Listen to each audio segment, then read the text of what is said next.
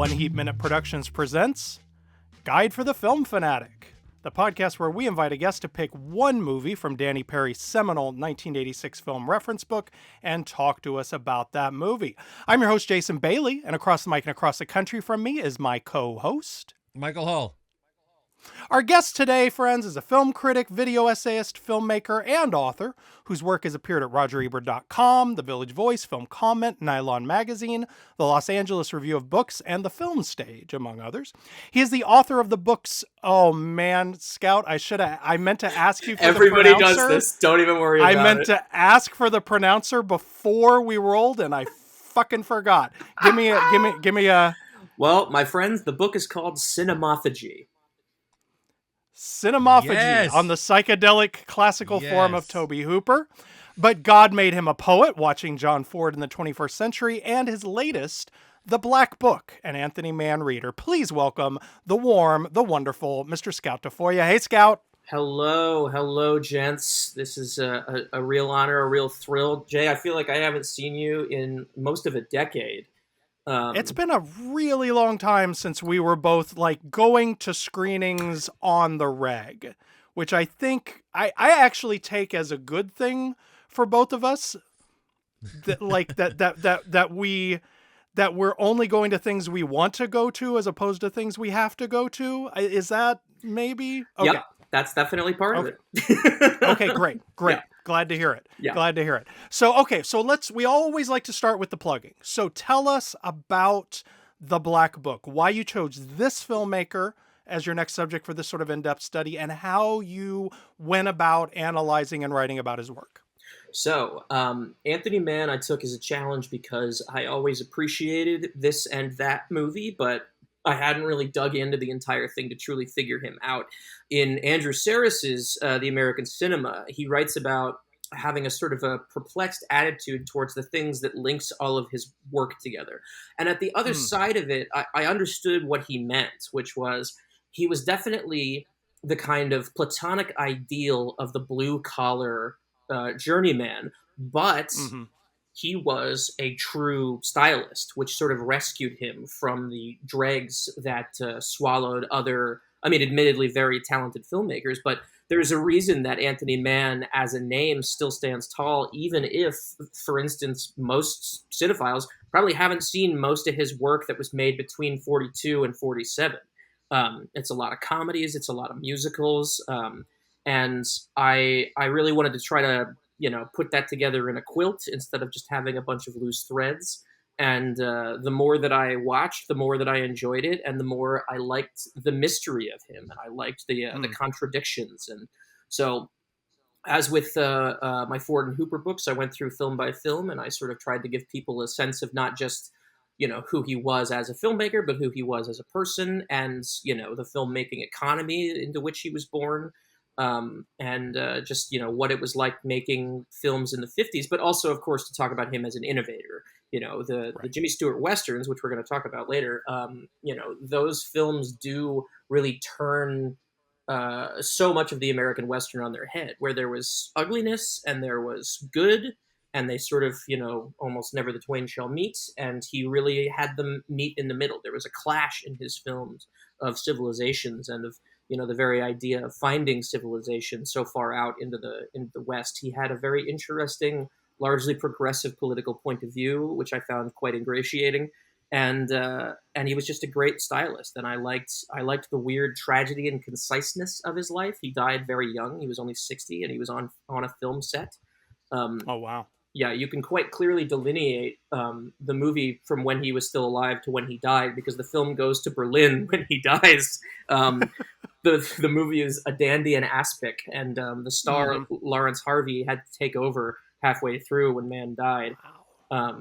And I also like these kind of inside baseball questions about what might have happened, and I do wonder what kind of filmmaker Mann had become if he lived to 80 or 90, like so many of his peers did. Certainly, Alan Dwan was about 177 years old when he died.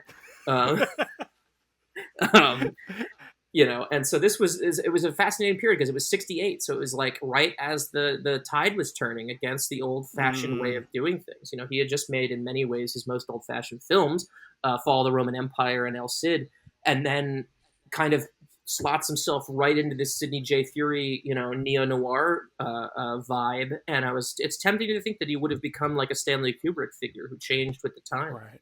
pulled himself out. Right.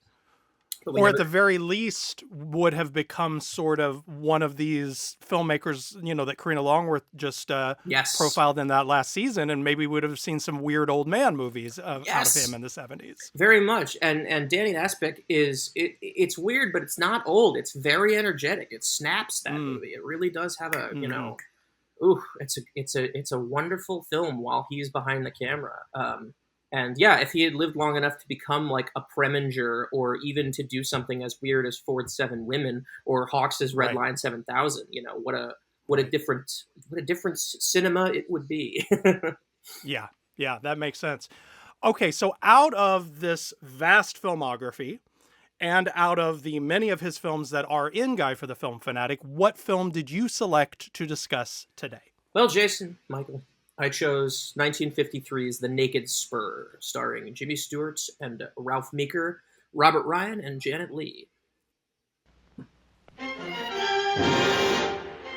This is the untamed wilderness.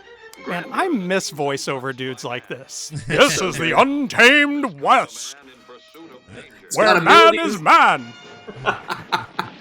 It has 1 million stars and 1 million laughs.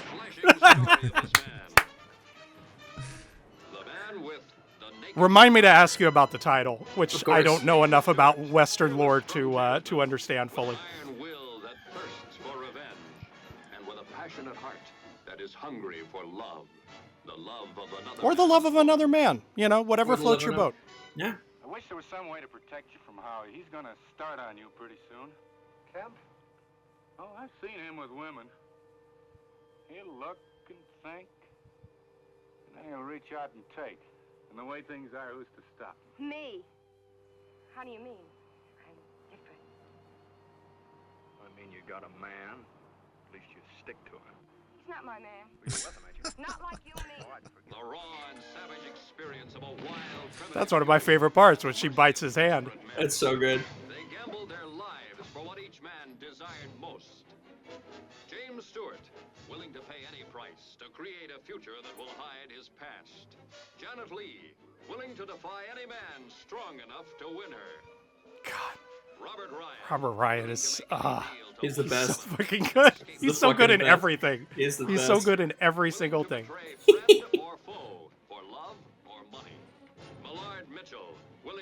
That's right. I like the idea of getting to do an old prospector voice on today's show. Absolutely. Stop him, they won't have a chance. Chance at what? To kill us all? All right, if that's what you want, I'll give him a chance. There. Now, cut him loose. Cut him loose!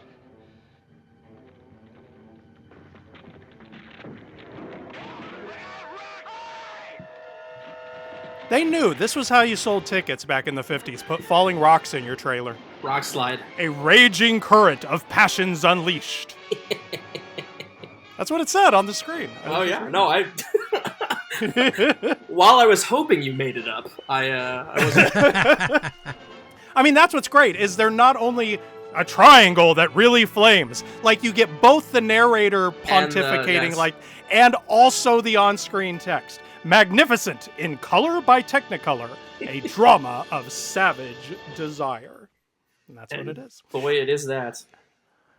As we've mentioned, The Naked Spur was directed by Mr. Anthony Mann, working from a screenplay by Sam Rolfe and Harold Jack Bloom, the first produced screenplay by those two 27-year-old scribes. MGM originally sought Richard Widmark for the villain, but ultimately borrowed Robert Ryan from RKO. Picture was shot on location, primarily in Durango, Colorado, from what I understand. All right, Mike, what does Danny Perry say about The Naked Spur in Guide for the Film Fanatic? He says, have you been to Durango? The reefer is incredible. May I recommend, before you start watching this movie, you go get a couple of pre-roll. No? Oh. No, I believe you you're have right. I think You're you may right, have a you're right. bootleg printing there, Mike, or your own notes, perhaps. I had the wrong tab on my There we go. browser here. Sorry about that. There we This go. is the tab we were going for. In his There we third go. Anthony Mann Western, James Stewart is a hard-bitten man who is determined to buy back his lost spread, by which he means land, not Yes, margarine. By using the bounty he'll get from bringing back killer Robert Ryan, an acquaintance for whom he harbors great hatred. Like most man Westerners, his actions are determined by his past. He wants to return to how it once was. Having lost everything dear to him, he suffers guilt and self-hatred. His need to take out his anger on another man, who is much like the immoral beast he has become, is obviously his way of attacking himself. By killing such a man, he will earn himself the entry into hell he thinks he deserves. Stewart catches up with Ryan and his girlfriend Janet Leigh, who doesn't realize how cold-blooded and manipulative Ryan is. In the Rockies, he takes Ryan and Leigh toward Abilene with the help of his two new, not-to-be-trusted partners, aged miner Millard Mitchell and Ralph Meeker, Hello! who has just been drummed out of the Army because of his weak moral character. As usual, Mann uses his landscape as more than a backdrop. As the terrain becomes rougher and the stream they follow becomes more turbulent, the tension among the characters increases and their cruelty becomes more evident. Stewart tries to maintain his tough edge, but his once-lost compassion surfaces when he's with Leigh. She, in turn, responds with love to the first man in her life who has treated her with kindness. This is as rugged as any of Mann's films and as beautifully shot all outdoors. The gunplay is particularly exciting, but the script by Sam Rolfe and Harold Jack Bloom is weaker than those used in other Mann Westyms. What's a Westym? Is that a Sorry, typo? that's a typo. No, that's a typo. I thought that was like some sort of cutie lingo I didn't know. A Westym. Sorry. I don't know if that's Isn't that a chain of hotels? yeah, there you go. There you go. The dialogue is trite and the Stewart character is poorly developed so that we can't really understand his quick attraction to Leigh or the exact nature of his neuroses. This is the one Stewart hero in a Mann film that could just as easily have been played by other actors. On the other hand, Ryan makes a great villain. Excellent photography by William Meller. And there we have it. All right, Scout. We typically like to start with sort of your personal history of this particular film, which I would like to know, but I'm also generally curious about sort of your entry into Mann. Like, how did he sort of initially present himself to you as a filmmaker, and then where did this film sort of fit into that puzzle? My first Mann was The Man from Laramie, which was late in the Western cycle that he was up to with Jimmy Stewart. Right. I believe they had one more, but I'm not looking. I don't have the list in front of me. But no, that was their last Western, but they kept making movies together. Right. And I was, as a kid, you're looking for either pictures to really assault, your young eyes, or you need a story that's really thrilling. So like The Searchers was really, that really caught me up and wouldn't let go. It was such a strange and arresting film. And The Wild Bunch was so violent and so crazy and so beautiful and brutal that also pulled me right in. Man from Laramie, when I was a kid and watched it, I'm thinking to myself, oh, this is a movie for adults. I shouldn't be watching this. It's dull. It's boring or whatever. Right. And then years later, my friends, our friend, the world's friend, Patton Oswalt, did a bit about TiVo on his first album and mentioned. Oh my God! You remember that? I was gonna bring that up, but I'm like, surely this doesn't tie into the TiVo Patton Oswalt of course, bit. absolutely, yeah, yes. Yeah, and then TiVo starts recording like Horse Fart Farm and stuff like that. That's right. Yes. You said you like the horsey shows. Yeah. You're a liar. Yeah. And so knowing that he loved it and trusting his taste in all things, I went back and watched it, and I understood that there was more going on. And it was one of those movies that I sort of kept returning to. It helped that it was always on television, because it meant that you could sort of develop a relationship to it, which is something I think is kind of missing now from a lot of young film fans' lives, is that, if you didn't have TCM, or back before it was what it is now, AMC, because AMC used to be commercial-free movies. Right. or if you were lucky enough to get the bait and switch free month of HBO that they used to give to people to try to get them to Sure. subscribe. But anyway, Sure. when I then went back to Mann's work, it was piecemeal. It was little bits of, obviously, after Gladiator, watching Fall of the Roman Empire, because they're basically the same movie and in my mind just as dull. And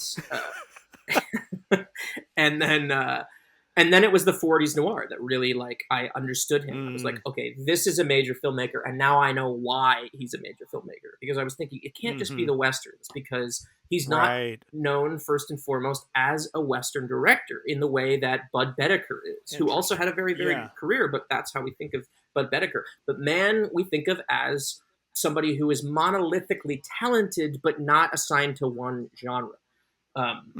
And that made me curious. And then going back and watching, for my money, his two best films, and by any estimation, some of the best films of their respective decades, which is The Black Book, or Reign of Terror, and The Tall Target, his two historical noir.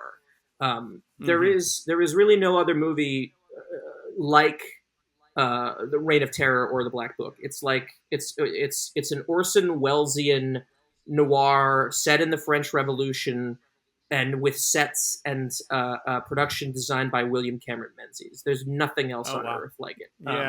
It is so beautiful and so haunting and so strange. It was made for about $20 and is nevertheless one of the most beautiful and strange and haunting films of the era. And then The Tall Target is just like, it's a train movie, it's a historical movie, it's a ticking clock movie, and it's about Abraham Lincoln. I couldn't ask for anything more. That's all of my boxes. But I love The Naked Spur. That and Man of the West, I think, are his two best Westerns, which by any measure means that you've made some of the best films of all time. Those are just, remarkable films.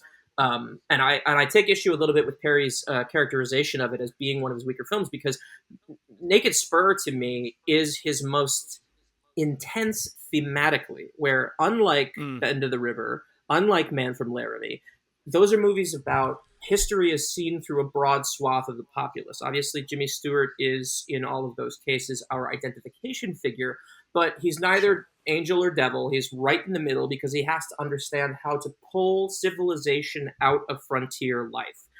And the man in The Naked Spur has given all that up. He has completely turned his back on all of that. And thus, he is pushed this way and that. But really what's eating at him is who he's been and who he might be. And that is a factor in a lot of Anthony Mann movies. Is, can you rise to the occasion? Even in his comedies, this comes up. Can you be more than you appear to be?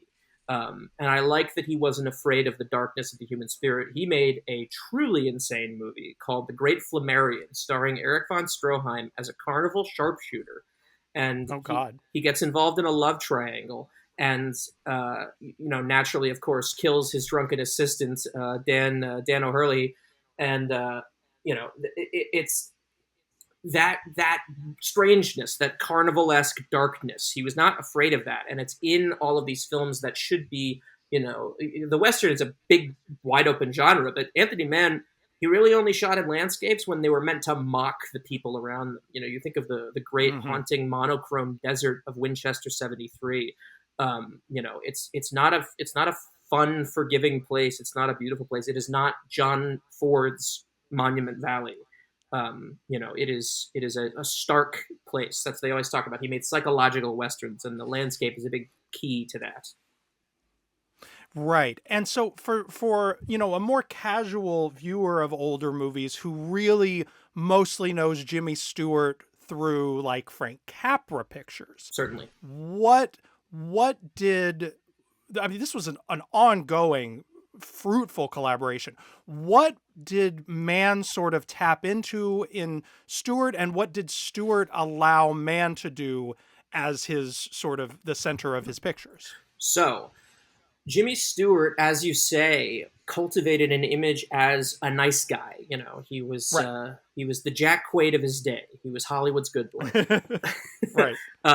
But it meant that he was, I mean, he was really like this beautiful kind of open book. I mean, you think of every Stewart impression, it's the stumbling, the whoa, like he's just trying to find his footing in the world, and it's so great and large. And at his best, he really finds this passion to survive in it and to make it better for other people. But what he hadn't really done, working for Lubitsch and Cukor and Capra, I mean, and that's truly what a hand of poker that is. Good run, yeah. He hadn't really let himself find the things in him that had been awoken by flying missions during the Second World War. He had come back, like so many Hollywood, power players had from the war, a very changed person. And, there to him wasn't going back to doing the same kinds of things. He was obviously still very good at the comedies and things. I think Philadelphia Story is 45, if I'm not mistaken, so he was back by that point. But all throughout his life, he kept returning to fly missions. He really internalized that to the point where he even flew a mission at the start of the Vietnam War to say that he had done it. It was a very strange thing. Okay. And, I just think that darkness bit into him in that way, and he really wanted to tap into it. And Mann, of course, who had been making nothing but noir since 46, really strikes it big in 47 and 48 with Raw Deal and T-Men. They knew that they could work together. And Mann broke out of the sort of independent poverty that he had been in, where the reason that so many of his movies, especially with photographer John Alton, are so good is because they had nothing to work with. So they had to magic up, these great films. And Stewart gave Mann respectability, and it brought him out of the low-budget world. He used to bounce around the Poverty Row studios, and then finally he was a real deal because he had a real star with him. And so Mann looked at Stewart and didn't see the light comedy lead. He saw the dark veteran. He saw somebody who had seen some shit. His eyes were no longer the kind of buoyant, puppy-ish thing that they had once been. Those eyes are now hard. Yeah. I mean, right at the beginning of this movie, before sort of the story has presented itself, when we're just sort of airdropped into a situation in progress, there's a real moment there where you're like, wait, is he the villain in this thing? He's aggressive and mean, and even throughout, even as we understand his motivations and the darkness that's driving him, there are moments where he is really troubling. I think about the part at the end when he's dragging that body to the horse. That is a tough moment. It's that scene in particular. I obviously we're jumping out of order, but that is some of Stewart's best acting. And we can say that it is making these Mann Westerns that made him the interesting actor that then Alfred Hitchcock wanted to hire for Vertigo and for The Man Who Knew Too Much. Before then, he wouldn't have been any good to him. Where Cary Grant was moldable. When he met Cary Grant, he had been making Mae West comedies. He wasn't really a big deal yet. You could mold Cary Grant, and he was so suave that it didn't take much to push him into the sort of evil, corners that Hitch put him in.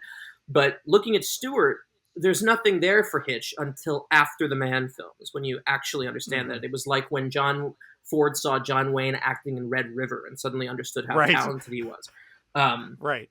And so in the scene that you're talking about, and it's, spoiler, this is the last 30 seconds of this film.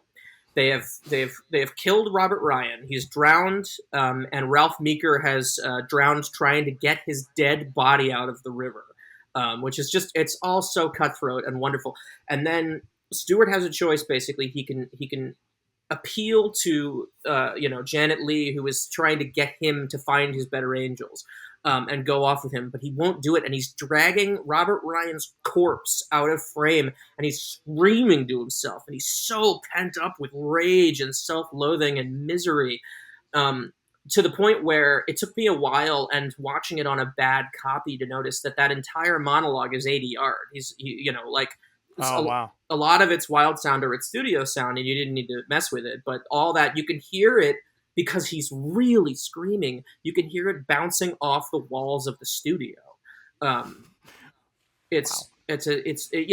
me, it's as captivating as he ever got. Really, the only real competition for me for Stewart moments is when he's redressing Kim Novak in Vertigo, Right. and he says, Right. "It can't mean that much to you."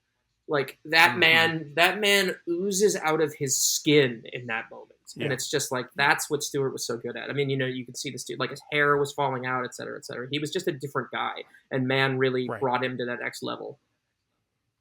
You touched on this a little bit earlier, but I want to return to it because it's so much of the specialty of sort of what you're doing in the book. Are there particular themes, recurring preoccupations throughout at least this area of Mann's filmography that you see him exploring in this one? Well, absolutely. I mean, I believe it was Dave Kerr who talked about the Westerns as being, civilizational studies, about, the Stewart character finding himself between things cohering and things falling apart. And, in, I'm going to forget the name of it's not Bend of the River, it's the other one. It's The Far Country. The Far Country. These are Westerns where, if we have to pick a man theme to stand in for everything, it is the fall of the Roman Empire. It's how does a civilization work? How do people interact with each other? How do you make morality out of nothing? And the Naked Spur is so compelling because it must do this with just a small handful of people. Where in all of his other movies, there's this, huge amount of people that you're dealing with. The Tall Target really only has about 6 or 7 characters, but it's on a train, so you're never alone. There's always stuff happening. There's always people around.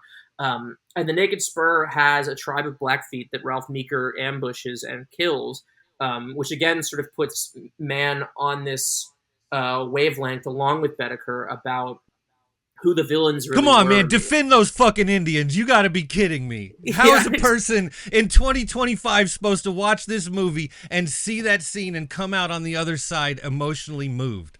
I have a very hard time understanding that. Talk to me about these Indians.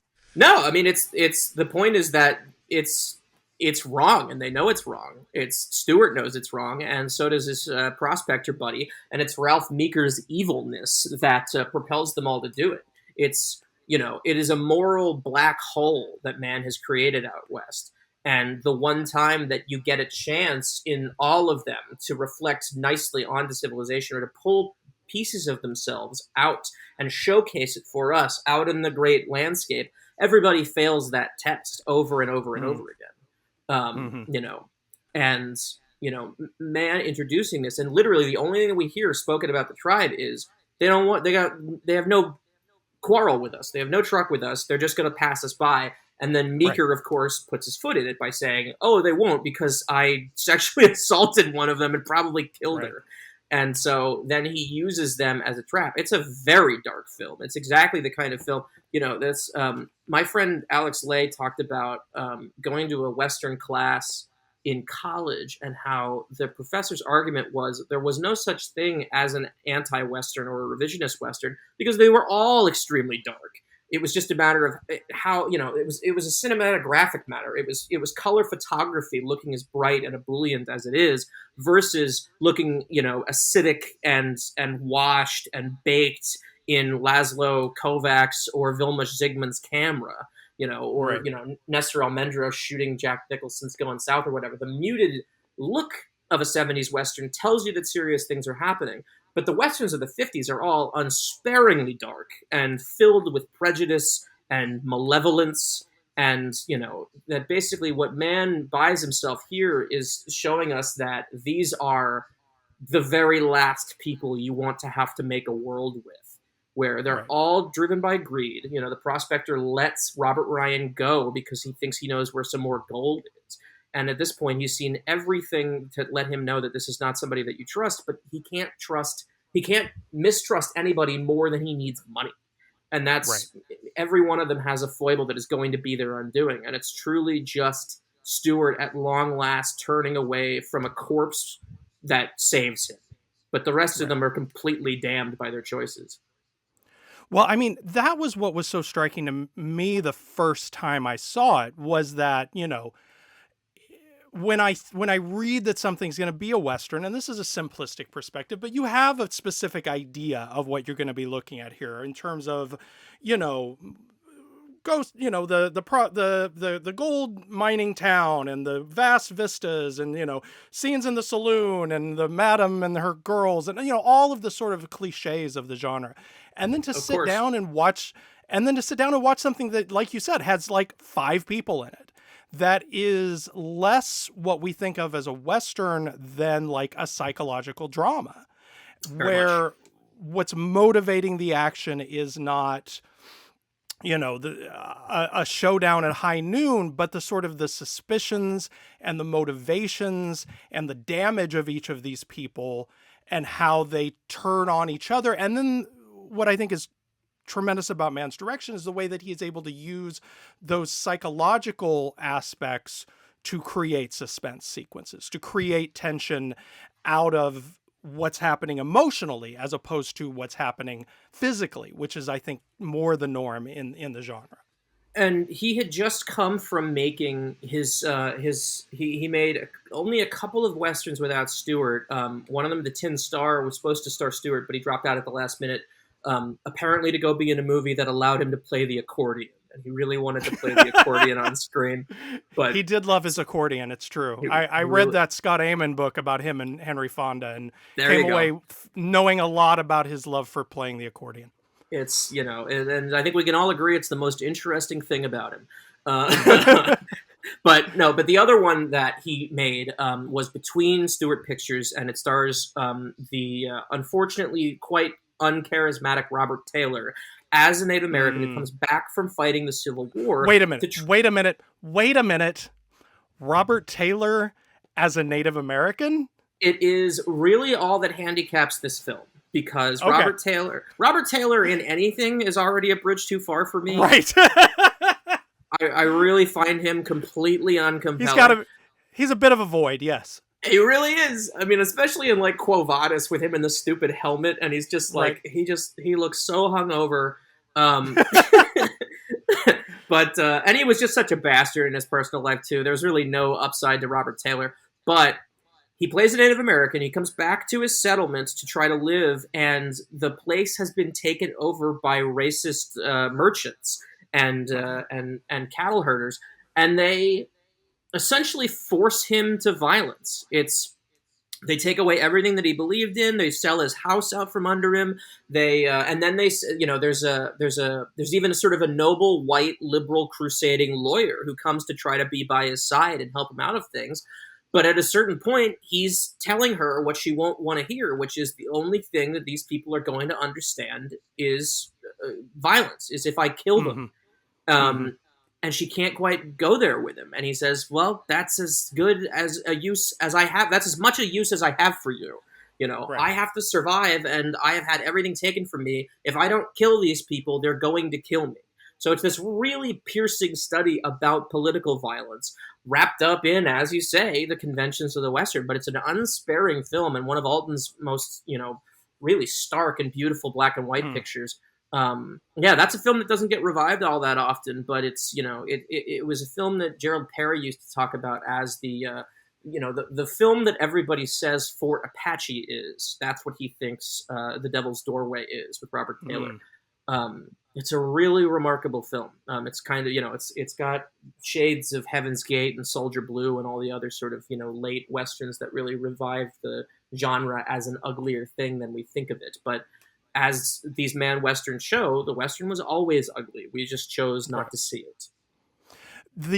If I read this correctly, and correct me if I'm wrong, this was one of 3 movies that Mann and Stewart had out in 1953. That Thunder Bay and the Glenn Miller Story both came out that same year.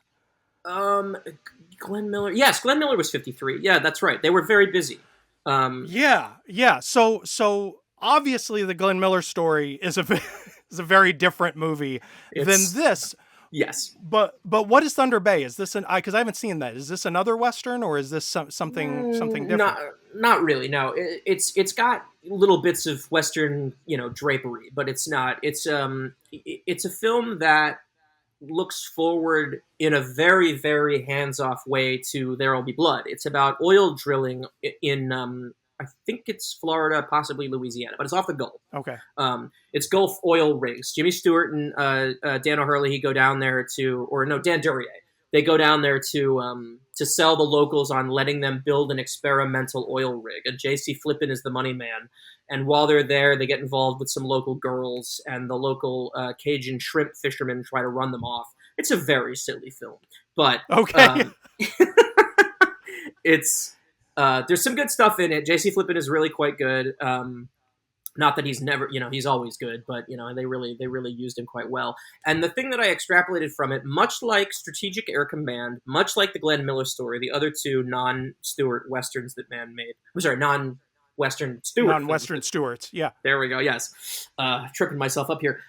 They have a very bizarro, fetishistic stare at the marvels of modern technology, where the B-52 bombers in Strategic Air Command and the jazz performances in the Glenn Miller story and the oil rig footage, there's this gleaming sort of phallic nature to all of these things, where you're seeing, the slide on a trombone really come out at you. And, I see. Yeah, oil rigs bursting out at the seams. It's all very much more in keeping with the sort of He-Man Stewart vibe that he was maybe trying to cultivate in his off time. But you can really tell that Mann is struggling to make these things cinematic, and most of the time the material defeats him. But he does try. Sure. All right. Well, before we move on, I'm going to give the man his piece. Mike did not care for the motion picture. The fuck out of here. You don't want to listen to me talk about this. Carry on. You've never been so intentional about making sure I don't get to speak in an episode before. No. You're allowed to have your say just because I wrote a book. Jason thinks that our guests can't handle it when I don't like a movie. I have a different opinion. I have more respect for you than that. I think you can handle a little bit of questioning and conversation. In fact, I think most people that write about movies, 90% of the commentary they get is, why didn't you talk about this? Or I didn't like it that, or whatever. Sure. I think most of what you receive is pushback. But in these shows, Jason doesn't like it when I don't like a movie.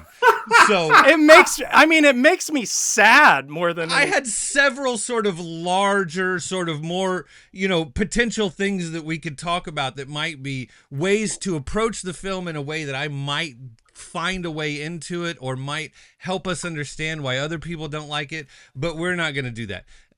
Release and reception. Carry on. Mike. Well, let me do this without totally derailing us into negativity. What is your... Why would you think I would do that? No. What is your relationship to the Western? Do you like the Western? Do you respond to the Western? No, generally. I think most of them, the ones that I have ones that I do like, that I find compelling for the most part. Sure. I don't find them interesting for the most part. I don't particularly find Jimmy Stewart very interesting. Yeah, we've had that conversation several times. This might be the single thing that Mike and I disagree about most is Jimmy Stewart.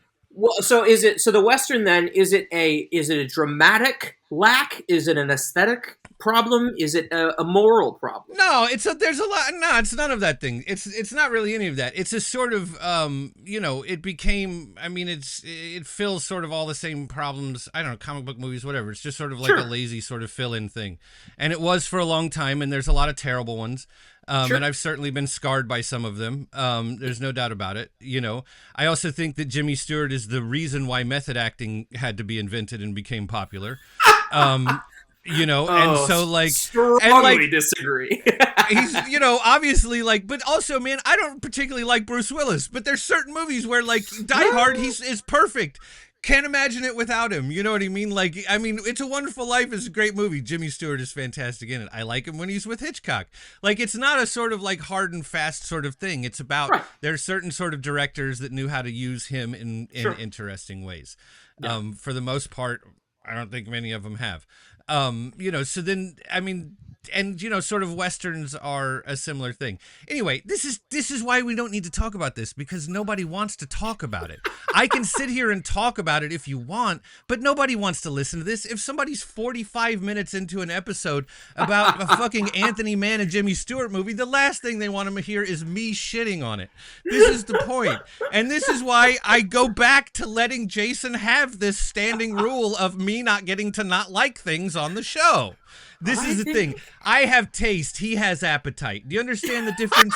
He can find something to like in almost anything. I can find something to not like in almost anything. It's just right. So now I think and we're 45 minutes in. It doesn't matter, bro. You wrote a whole book about this shit. What, am I going to talk you out of it? Of course not. Of course not. And I wouldn't even try. All I'm trying to figure out is, like, these are smart people who appreciate things not for no reason. Like you said about Patton. Like, fuck it. Maybe there's something here that I'm not understanding. Right? Those are the sort of the ways that I want to try to approach these things usually. But at the point that he's making out with Janet Leigh in the fucking high grass in the middle of this movie when they barely even met, and she's like, fuck it, I'll throw away everything and run off to the world for you. I can't, the movie fucking dies for me at points like that. Is that a thing in this movie? Yes. Is that a thing that has anything to do with Anthony Mann, Jimmy Stewart, Janet Leigh, this movie? No, that was a standard. That was how so many of these things worked. And so many of them fail for me around moments like that, where, like, people are just like, I've always been this way, but you know what? Fuck it. I'm just going to go do this other thing because it's expedient for the movie. And that's when I say the thing about method acting, crack a joke about method acting, that's real. But also, the sort of the depth of motivation and sort of working through a character's real sort of like psychological evolution is something that barely hit American movies until long, long after this. And I think it's a hole in a lot of these movies. I think that, like, when you're looking at what's happening in the world in 1953, to say that Jimmy Stewart is embodying, sort of the hardness of life, and sort of, that he's being brave by making faces in this movie is a sort of myopic, it takes a level of sort of myopia regarding the movies that I find very hard to connect to, because in 1953, as you pointed out, the Korean War is happening. I mean, even if all you want to look at is the fucking beat poets, like, there are people who are really going through it and really trying to put it out in the world. And so, like, when I find I find it hard to sort of lock into these types of movies in this time and with him in a way that, like, draws my emotional sort of being out. Right. But I think that this is something that I'm figuring out as we talk about all these movies, is that a lot of times what people are actually doing when they're watching movies is playing out morality tests for themselves. That's actually what a lot of people are doing when they watch movies, no matter who you are, no matter what time the movies are from, no matter what the story this is a really valid movie to do that in. Absolutely. Yes, 100%, because you've got, and who's this guy? Ryan, what's his fucking name? That guy's amazing. Come on. He's he's incredible in this movie. I don't know if he's method acting exactly, but he's fucking dancing emotional circles around Jimmy Stewart for me, right? But that's what I mean is, like, I think that that is what a lot of people sort of are finding connection to in this movie, is sort of taking themselves through a sort of personal morality play as they watch these things. And like you said, like, Stewart is our character. Stewart is the guy. He's always been the sort of everyman guy. I don't connect to him in that way, and I never have. And I'm sure that if you do, it changes the impact of these movies dramatically. And that's part of why Jason doesn't want me to come on here and bitch about it for 7 minutes, and why I understand. Because this is a me problem. This isn't a you problem or a Jimmy Stewart problem or an Anthony Mann problem. I would argue that it's more than a you problem. I think it's a problem with returning to cinema history, and if we aren't ultimately willing to sort of, but I know I would push back on that, because there's lots of old movies that I can have that moment with, right? Because, like, it's not a sort of like this movie, like, whatever. It wasn't shot in fucking 4K, so I can't understand it. You know what I mean? No. I understand. I am dramatically simplifying your point. Sure. I don't mean to do that, but I think ultimately it makes your argument worth having, is because, again, the film studies approach to returning to a film that I mean, if we're viewing the Naked Spur in the context of film history, we're still ultimately talking about a B-side. You know what I mean? It's not Fall of the Roman Empire. It's not Casablanca. It's just below the surface, but it's not on the surface, right? And so to try to explain, as I, gave myself an entire book to do, why these things are self-evidently interesting, there's so much that has to go into every little bit of it, so that by the time you get to that point in the story, there's a little bit of, track laid. But, what you're saying to me is a problem that I think Jason, you must have run into this at some point in writing pieces about older movies and trying to figure out a way to make sure that it's as interesting as you're writing it as a piece of prose, but also interesting to try to pull the thematic whatever into the thing. And as you're saying, like, if you can't say to people, this is a movie that really changes the temperature of method acting or screen acting or something, and what you're talking about is a slightly atypical example of a genre that was the most typical example of the American cinema at the time. So, no, I think that everything you're saying is perfectly valid. My own, doggedness and cussedness about loving these things notwithstanding, these are valid things that, it's what cinema history has to contend with going forward. And just because it's your thing, it's a taste issue, that's not what it's going to be for the rest of humanity going forward. It's going to be a sell this to me issue. Why am I, an 18-year-old on TikTok, supposed to go back and watch The Naked Spur? In the same way, it's why do I, who is never related to Westerns in any way, should I give this particular one the time of day? That's still my job. And so that's why it's fun to talk about. I mean, this is why I enjoy talking about movies that I don't necessarily like, because just in the course of talking about this, like in hearing you sort of, talk about all of the different, and also like reading Perry's thing, and the river gets crazier and the movie gets crazier. And I mean, come on, I love all that shit. I'm such a soft target for all that kind of film crit shit. I love all that. And hearing you talk about all of those things, it's like, it's a way to sort of find a way into a movie, even if I don't necessarily think I'll watch it again, but just even to understand like what you like about it, or what they thought they were doing, or something like that. There's always that question of like, the first American movie to show ceilings kind of things, where you really do, where like you start, like you're like, oh, why does that fucking matter? And then once you start to like actually dig into how that impacts your understanding of the history and all that, it makes a difference. It really does matter. I've enjoyed talking to you about this. Jason has had 30 years to talk me into Jimmy Stewart, and it hasn't worked yet. I just may never work for me on that. But I don't believe in lost causes. I never have, and I never will. All right, I didn't talk the whole time, so then Jason just sat there for 11 minutes and let me fucking complain. So I guess I got it out. Thanks, buddy. All right, friends, let's talk about the release and reception of The Naked Spur, which opened at Lowe's State Theater in New York City on March 25th, 1953. Also opening that day, Rita Hayworth and Stuart Granger in Salome.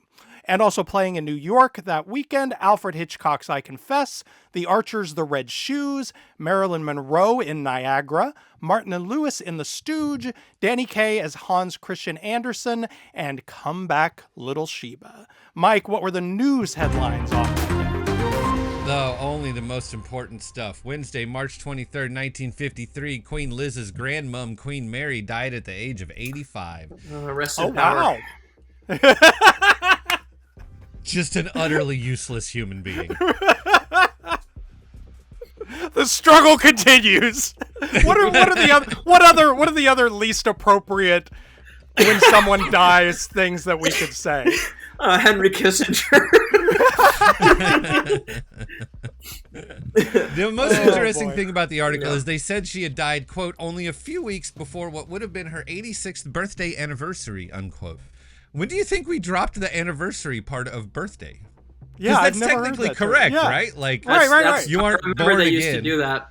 I think it must have been the 60s, because they stopped giving a shit about anything in the 60s. Fair enough. There you go. Well, you know what? That's one thing that I can get behind. I think we all know what it meant. Yeah. Former head of the Communist Party USA, Mr. Earl Browder, was called before Senator McCarthy and his little investigative committee. This is not a funny story, but do you want to hear the funny part? Yes, please. Sure. Browder refused to confirm or deny that he had ever been a communist. Good for him. Yeah. Prompting the age-old question, is the Pope Catholic? But you know what? Good for him. Like, you asked Senator McCarthy, you asked me what I want for lunch. I want fuck you for lunch, McCarthy. That's what I want for lunch. Browder had a kind of a Jerry Adams attitude towards things. He never gave people the satisfaction. Good for him. And finally, on the front page of the New York City Times, we learn that 2 wild Canadian geese tried to help a fellow goose that had a broken wing fly off a lake in Greenwich, Connecticut. According to, quote, an unimpeachable authority, unquote. Whatever that means. God. Yeah. There you go. I could go into more details of this story because they printed them, but really I think the remarkable thing here is that in 1953 you could still get a Good Samaritan goose story on the front page, and you know what? I think we should bring that back. Amen. I love Agreed. that. Jason, what did the critics have to say about the Naked Spur?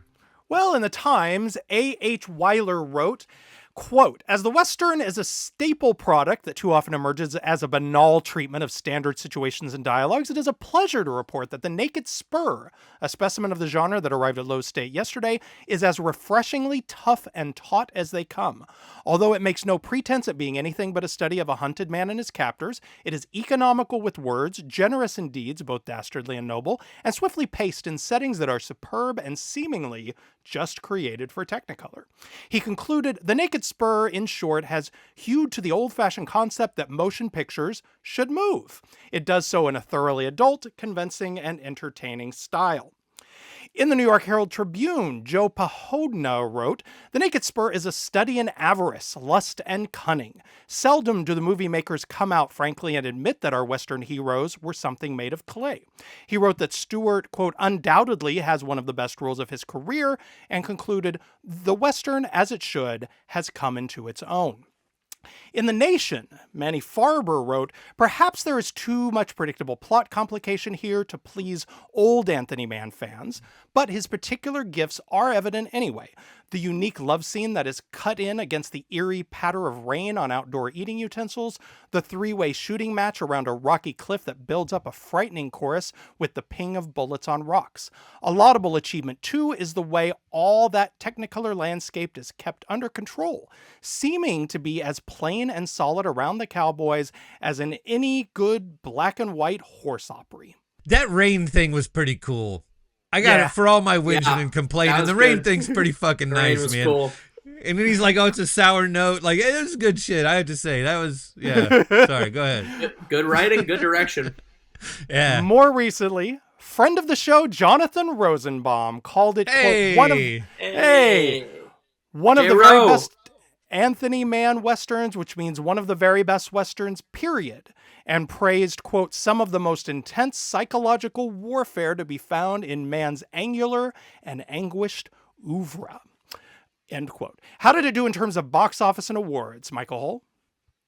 God damn it. You know that feeling when you're like, ugh, I just got a new thing that's going to take me 2 years to do. I'm going to have to read this book and watch all these fucking movies, aren't I? Everybody likes them but me, and I'm just going to have to get my fucking life together and go figure it out. All right. Here's the thing, actually, Scout, correct me if I'm wrong here. Mike should start by watching some of the 40s and wars that you're talking about. Like 100%, yes. Like T-Men and T-Men, Raw Deal, Raw Deal fucking rules. Yeah. Raw Deal rips. And even Alfred Worker started it, but he worked on a film called He Walked by Night, based on a true story, an insane story. He Walked by Night is good, yeah. Yeah, good movie.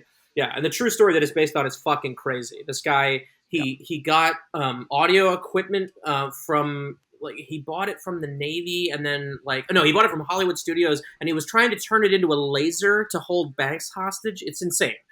You gotta see it. Now we're getting somewhere. Yeah. All right. Use the noir as your entry, and then there you go. No, the man noirs are all superb. The least you can say about the least of them would be Side Street. Side Street's very compelling. It's just not as good as the rest of them. There you go. Right. The Naked Spur turned a respectable profit for MGM, bringing in $3.8 million on a $1.2 million budget. Surprisingly for the genre, but not so surprisingly for the quality of the work, Rolfe and Bloom were nominated for an Academy Award for Best Screenplay. They didn't win, and that was the only nomination, but still. More importantly, in 1997, it was added to the United States National Film Registry. All right, now it's time for a segment that we call Double It Up, where we each select something one else, movie. man, that has sorry, before we get to this. Go I didn't right ahead. talk. Now that I'm talking, I can't plug the fucking hole back up. Something that really that seriously impacted the way I watch a lot of these things, and this, we've talked about this before, was watching Stalker, was watching Tarkovsky's Stalker, right? Mm-hmm.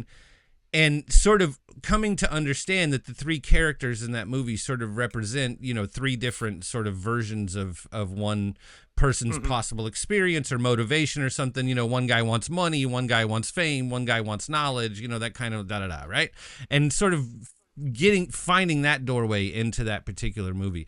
And thinking about, the way you guys have talked about sort of, this is sort of civilization boiled down to a handful of people. God damn it, I'm going to end up watching this fucking movie again. Going back and sort of thinking about them in that sort of way of the Tarkovsky thing of sort of each character being representative, not necessarily of a character, but of sort of a version of man's experience or of motivation or something like that, and sort of approaching it from that stalker perspective, which obviously that's not the first movie to do that. It's just the one that I was like, oh, that's so amazing. Right. It's just the one where it clicked for me, right? But it seems like there's a read of this movie that sort of follows that.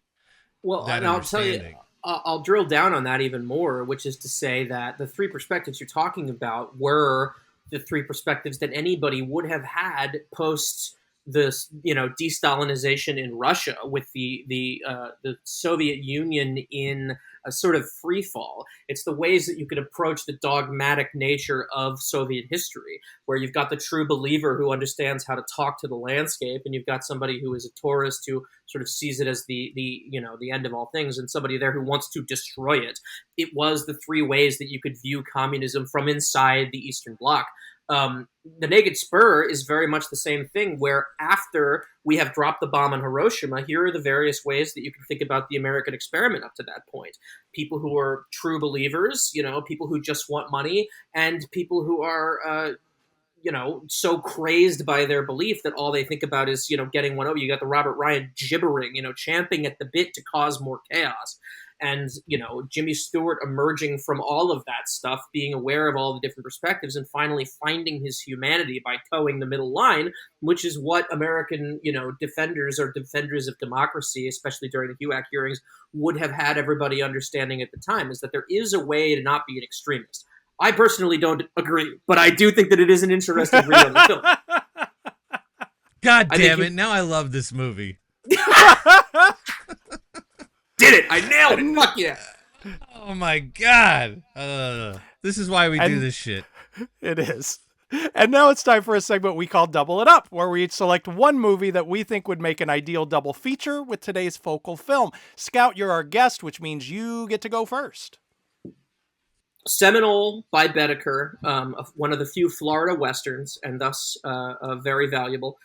Rock Hudson plays a conflicted cavalry sergeant who has to watch over a native POW. Very, very strong film. Did you say Florida Western? A Florida Western. There's only a handful. You're going to need to explain what that is to all of the people out in our audience who aren't as versed as we are and don't necessarily know what that is. Well, I'll be listening very closely.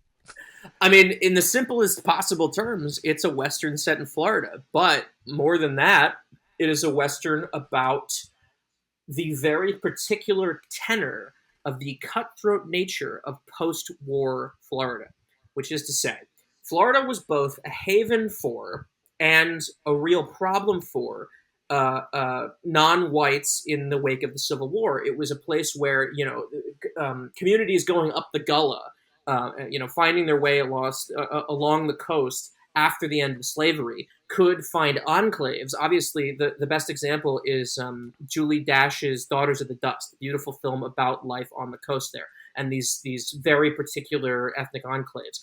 The Florida Western is about what happens when white people find these enclaves. John Singleton made a great movie called Rosewood, which is about this very phenomenon. Yeah, great film. So there are only a handful of westerns set in Florida, and Seminole is one of them. Adam Perron, the great Adam Perron, who wrote the foreword to my John Ford book, an incredible programmer, incredible filmmaker, great writer. I love Adam so much. Adam talks about the Florida Western, and he talks about Seminole in particular as being a standout example of it. And it's a fun little niche genre, and they're also colorful, and the landscape is so specific. You've got the sandy soil, which already pulls you out of the regular Western thing, and the tall brush. It's the same vibe, but it's not the same thing because it's set in Louisiana. But Nicholas Ray's Wind Across the Everglades has a very similar vibe to a lot of these. But I would throw that out there as a film of a half measure about representation, where in this movie there's the Blackfoot Massacre, which obviously only has villains. In Seminole, it's Rock Hudson trying to find it in himself to let his friend Anthony Quinn, the leader of the tribe, go. So these are half steps, but they're important. I would also go with The Wages of Fear, which is another film about a small group of people heading into the unknown. Wow, good one. Yeah, I like that. Okay, so my pick, I'm just gonna choose to believe that it just speaks to how well these filmmakers are talking to each other in their films. I also picked a Bud Bedecker film, mine being The Tall T. Which, good one. Good one. I saw this and saw The Tall T a few years after and didn't really connect them. But then when I rewatched this to prepare for this talk, Tall T was right in my head as I was watching it, just in terms of a similar kind of dynamic, a similar intimacy. That is another film where there are just a few speaking roles. It's a lot of sort of close proximity, claustrophobia, threat, mind games, manipulation, psychological warfare, and also, again, Bedecker was like Mann, spent, especially those Randolph Scott films, really tinkering with what you could get away with in a Western, with what kind of complicated psychology you could work on in those, and with interesting ways to sort of turn the tradition on its head. I think of Naked Spur as the most Bedeckerian of all of Mann's Westerns, so that's a beautiful choice. Yeah. Thank you. Mike, what's your pick? When in doubt, I get stuck in the last show that we did. So I just picked my favorite movie of 1953, as if we were doing a 1953 thing. It was my favorite movie of 1953 for a long time until I don't remember who made us watch Tokyo Story, and I was like, God damn it! This is obviously the fucking greatest thing ever done with a fucking camera. I mean, right? Like, this shit is so heartbreaking, and oh my God, this movie just told me the rest of my life right now. Anyway, previous to being completely fucked up by Tokyo Story, my favorite movie of 1953 was The 5,000 Fingers of Dr. T. I don't know if you've ever seen The 5,000 Doctor. Yeah. I love that fucking movie. And when we have a serious movie that deserves thinking about, I've done this before, I like to double it up with something that you don't got to think at all while you watch it, so you can be thinking about the one that you just watched, right? 5,000 Fingers of Dr. T is written by Dr. Seuss. Dr. Seuss. And it's the only thing I can compare favorably to Willy Wonka. To Gene Wilder, Chocolate Factory. It's 1953 when you could make massive, absurd sets that don't make any sense and can never be used for anything else. The movie looks like a Dr. Seuss book, and that's the most amazing thing about it, is how did they genuinely, honest to God, take his books and make them practical? And there's this super dope little kid running around all over who's just who's constantly looking into the camera, and he's slightly cockeyed in one of his eyes, but it's kind of cute. Anyway, it's just, I find it to be just a really amazing movie. It's got some songs in it which I don't feel like they were written by Seuss to me, at least not the ballads. Sort of feel like somebody needed to come in and stab a little something in there for the You know, the moms will like it. I don't know whose idea Sure. that was. Anyway, generally speaking, 5,000 Fingers of Dr. T is a great fucking movie. So much better than I thought it was going to be. And I think a movie you can think about how great this Naked Spur was while you're watching it and falling asleep and fucking off into a pleasant dreamland. Well, let me piggyback on that real fast to extend your double feature to a triple feature. In 1953, William Cameron Menzies directed Invaders from Mars, which is also about a young kid going through a nightmarish experience with incredible production design because Menzies did all the designs himself. He used to draw his movies. That's what made him so good. And of course, he worked on Anthony Mann's The Black Book or Reign of Terror. So it all circles right back around. And There we go. I worked for a company called Ignite Films, a great film exhibition company that recently got into discs, and we just put out Invaders from Mars. That was our first release about 2 years ago, and we have since done William Wellman's The Story of G.I. Joe, and we just did The Reanimator, and this year we got a couple of cool things coming out. We just announced we're doing a 4K of Bride of Reanimators, so get ready for that. Saw that. Excited for that. Hell yeah! So there you go. I love 5,000 Fingers, and excellent choice. There Man, we go. thank you for having the backbone and general wherewithal to deal with all of my whinging and complaining, and carry on talking about it. You know, the way I always knew that you could. You see, Jason, I told you our guests have a backbone. I told you, Jason. That certainly was not something I was arguing explicitly. Certainly not in those terms. He's literally never said anything like that at all. Just he knew, to be clear. Yeah. Scout, where can people follow you on social media? Where can they read and watch your work? Okay, so join my Patreon, patreon.com/honorzombie. Every week a new video essay, every week a couple of new written pieces. I'm even being semi-retired from criticism, somehow still the busiest man in criticism. I have every month a new video essay on RogerEbert.com for a series called The Unloved about films that deserve a second chance. I did a Danny Terrific series. Thank you so much. See, this is why I was happy to come on here, because you're so supportive. You're such a lovely guy. Absolutely. I'm still shockingly on all the things. You can find me on Blue Sky and Instagram and Twitter and Facebook and all the other things. I'm Honor Zombie most places.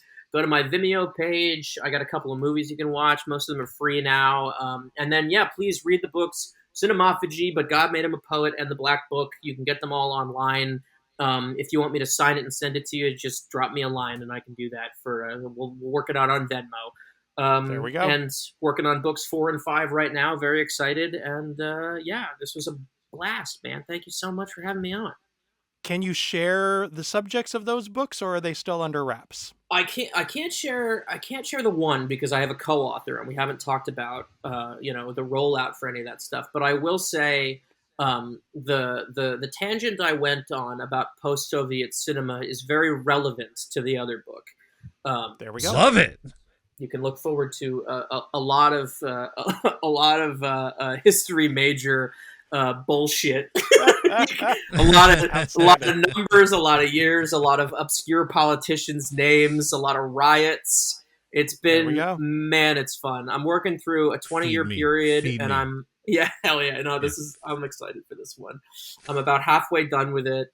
It's going to be long. There's going to be a lot of tangents, and I get to cover a lot of my favorite movies. So I've been loving writing it. There we go. Glad to hear it, man. I'm Jason Bailey on Blue Sky and Letterboxd. Mike, where can people find you?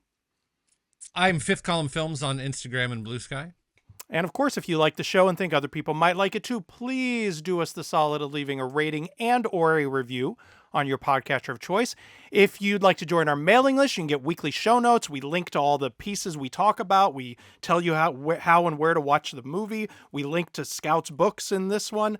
You can do all that at buttondown.email/filmfanatic. If you'd like to make a donation to support us and the show, you can do that at ko-fi.com/funcitysounds. Oh yes, and of course, if you're one of those weirdos who likes to watch videos of people recording a podcast, find us on YouTube. Hello, on our channel, Guide for the Film Fanatic. Yes, Scout, you had something else to add? I have one last point to make, which is, growing up, my dad, Dennis Tafoya, who recently, his book Dope Thief was turned into a series on Apple TV. Nice. Yeah, incredible stuff. Ridley Scott helped me pay off some of my student loans. But my dad had Danny's books in the house. He had Guide and he had Cult. So this was a book that I literally grew up with. So when you reached out, I mean, I would have done anything you asked me to do anyway, because I have such positive and warm feelings towards you personally, Jay. But to do it for a Danny Perry book was, I mean, just wonderful. How could I say no? I love that book. I love Danny. You know, it's so this is a fun, beautiful thing for me, and I hope he's doing well wherever he is right now. And yeah, thank you. Talk about a smooth transition, Mike. Our humblest thanks to our guiding light, Mr. Danny Perry, author of Guide for the Film Fanatic. And shout out to executive producer Blake Howard, who sent me a note with this month's ad revenue. Love Blake. Who sent me a note with this month's ad revenue that read, "Money splits better 2 ways than it does with 3?" Not sure what he meant by that. Sounds slightly suspicious. Thank you again, Scout. Thank you, Mike. Thank you, Jason. And thank you for listening. On the next Guide for the Film Fanatic, the great Scott Eyman joins us to discuss his new book, Joan Crawford, A Woman's Face, and one of Miss Crawford's biggest hits, Grand Hotel. See you then.